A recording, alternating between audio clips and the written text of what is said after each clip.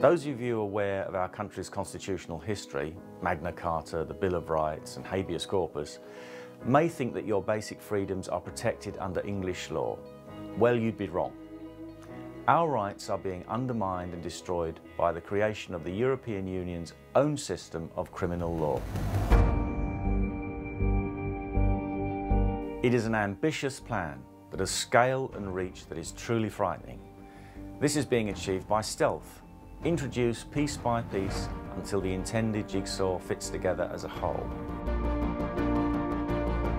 We are told it is necessary to combat cross-border crime and terrorism. The EU is creating its own legal institutions and legal instruments that enshrine a new EU system of criminal law that undermines and supersedes our own, centuries-old, tried and tested legal system. This video aims to show you just a few examples of how these legal powers are enforced today and what is intended for the future, and how they have seriously affected ordinary British citizens.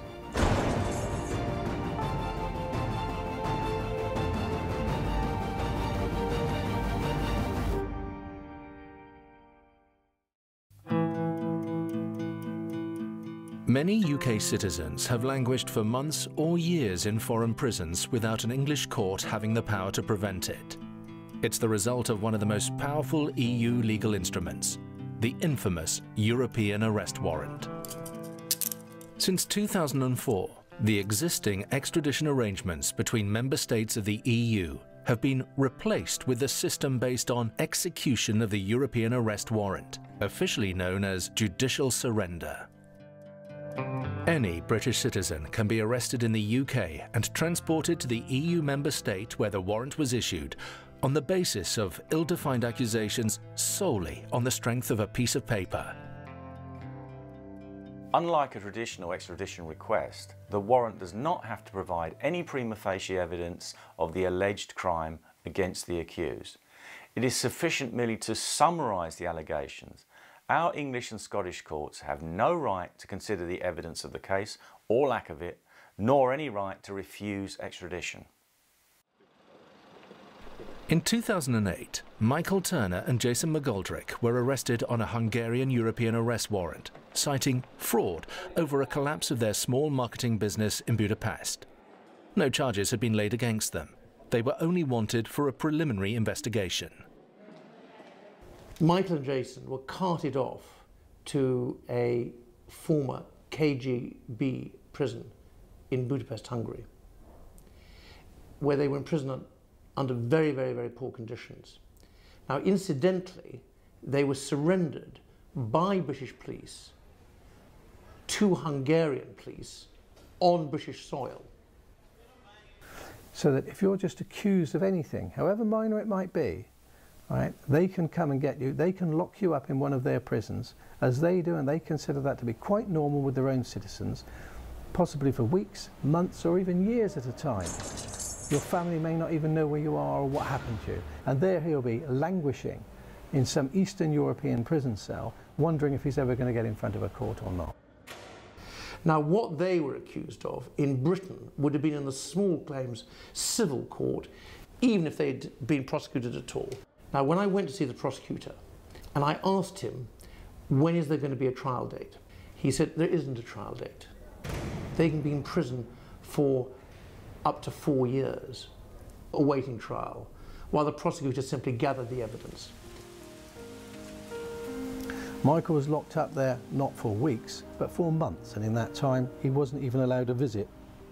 You're locked in a tiny room with 4 of you 24 hours a day, and they just occasionally pass what they excuse as food through a hatch to you and so on. Completely different and completely alien to the type of things that we were used to here. You just have this belief that it's been a mistake, that there must be somebody you can turn to who's going to make it all better. And clearly that's not going to be the police. That if you look at the examples of where the European arrest warrant is used, most of them are used for very minor offences, and some of them for matters which wouldn't even be offences in the UK. And what the establishment parties have done by signing up to the European arrest warrant and the government apparently, wrongly, is going to continue it, is that they've simply turned away 900 years of British history, going back to the days of the Magna Carta, and any British resident or citizen can simply be arrested, carted off to a foreign prison for a pretty indeterminate period of time under terrible conditions, and I and others will continue to campaign against it. Michael was finally released from a Budapest prison in 2010, still with no charges, no trial, and it was only because of the protests and the works of William Dartmouth and his colleagues that actually allowed Michael to get any freedom at all. The European arrest warrant has been a living nightmare for an increasing number of British citizens. This could happen to anyone. It could happen to you.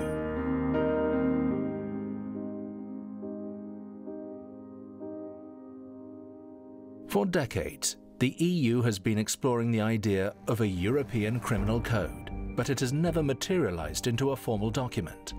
Instead, the EU has developed a de facto criminal code of the worst kind, based not on clear legal definitions of offences, but on vague labels. A list of 32 offences was annexed to the legislation on the European arrest warrant and subsequently copied in the legislation on nearly every EU instrument. Some of these offences are notoriously ill-defined, like racism, xenophobia, computer-related crime, corruption or swindling. So what does that mean in practice for British citizens? Any one of us can now be arrested, transported and imprisoned in foreign countries purely on the basis of vague accusations which don't constitute specific offences under English law. The English court has no power to protect them. You may not recognise this building. This is the headquarters of Europol, based in The Hague. It's just one of the many EU institutions created to enforce the EU's ever-expanding legal system. Many of these less than accessible institutions have suitably covert acronyms. Cyrene, Enfast, Frontex, Eurojust and the Eurogendarmerie, to name but a few.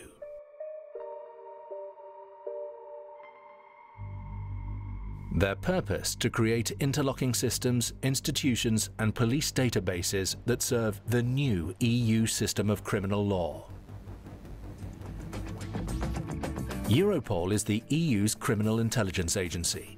It employs over 1,000 staff who, as a general rule, enjoy almost complete immunity from prosecution or civil lawsuits in the execution of their duties. This is a concept unknown in English law, whereby everyone from a police constable to the Prime Minister is answerable under the law for their actions. Europol has existed since 1992.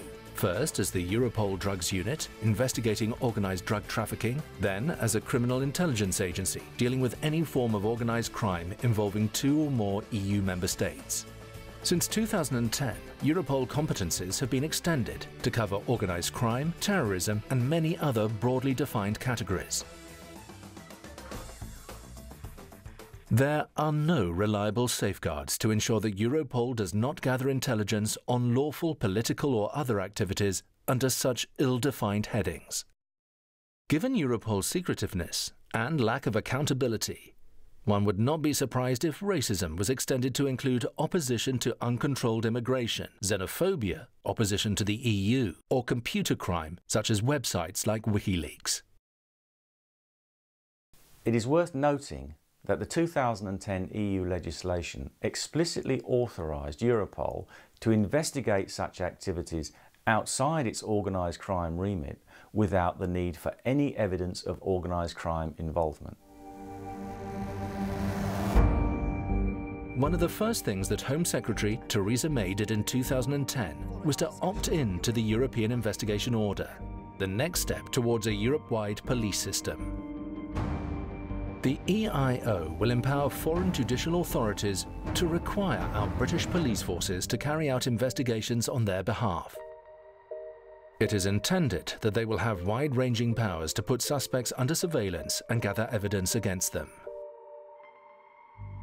None of this is necessary, as current mutual cooperation agreements exist to do these things. But the difference is that one is based on cooperation and the other is based on compulsion. Mr. Speaker, let me briefly set out the rationale by which the government has approached this decision. We believe that the government had the right to opt out of all 135 pre-Lisbon Treaty justice and policing measures. However, they have announced that they will opt out of 100 measures but permanently opt into 35, which they say are in the national interest.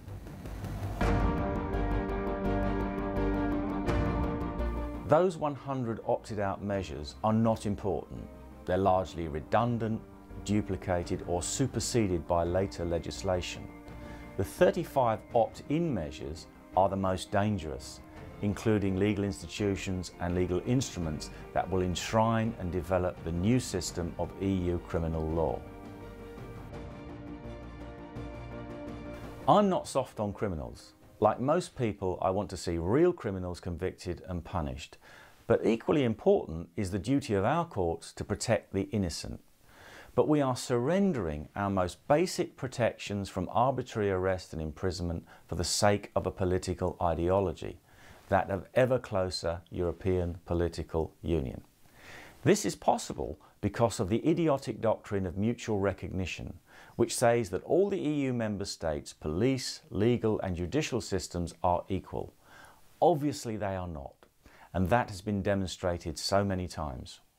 I believe that people in this country have been led to believe by politicians that we're all now in Europe. It's okay now, we have the European Charter on Human Rights. Everybody's signed up to it, and all standards in all European countries are now equal.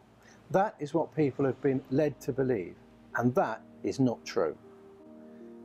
The differences between finding yourself in front of the court system or prison system in somewhere like Romania, Bulgaria, in Hungary, is completely and radically different to what it is in our country.